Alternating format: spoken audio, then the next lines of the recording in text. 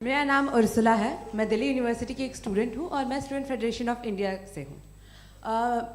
मेरा सवाल मुफ्ती जी से है कि इस हॉल के इस कमरे में बैठ के हम लोग रेप की मोरालिटी के बारे में फिलोसफिकली बात तो कर सकते हैं, बट असलियत ये है कि रोज़मर्रा की ज़िंदगी में औरतें रेप के थ्रू गुजरती हैं और हम लोग सिर्फ नंबर्स पे इस तरह नहीं देख सकते, क्योंकि कितनी औरतें हैं इन कंट्रीज़ में जहाँ पे आप बता रहे हैं कि केसेस कम हैं, जिनका एक्सेस है कि वो जाके केस फाइल कर सकें।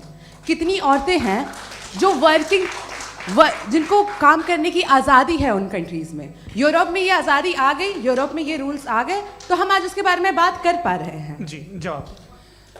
आपने ये कहा कि कमरे में बंद होकर हम लोग इस पर फिलोसफिकली बात कर सकते हैं, लेकिन हकीकत में क्या हो रहा है, वो ग्राउंड लेवल पे क्या हो रहा है जो बहुत गलत हो रहा है, और वो सफ़र कर रही हैं। आई एग्री, बहुत गलत हो रहा है, और जो गलत हो रहा है उसको हमें रोकना है। और क्यों रोकना है, वो गलत क्यों है? हमारे पास इसका ऑब्जेक्टिव फाउंडेशन है, इनके पास उसका ऑब्जेक्टिव फाउंडेशन नहीं है। मैं ये कहना चाह रहा हूँ कि जहाँ पे भी जुल्म हो रहा है, जहाँ पे भी औरत पे जुल्म हो रहा है, या उसकी इज्जत लूटी जा रही है, या उसे तकलीफ पहुँचाई जा रही है, और सिर्फ औरत नहीं, किसी इंसान के ऊपर भी जुल्म हो रहा है, तो उसके खिलाफ खड़ा होना, ये मॉरलिटी हमारे पास गॉड के पास से आई है। वरना जावेद साहब तो कह रहे हैं कि जो है मेजॉरिटी डिसाइड करेगी, तो मेजॉरिटी तो कभी भी बदल सकती है।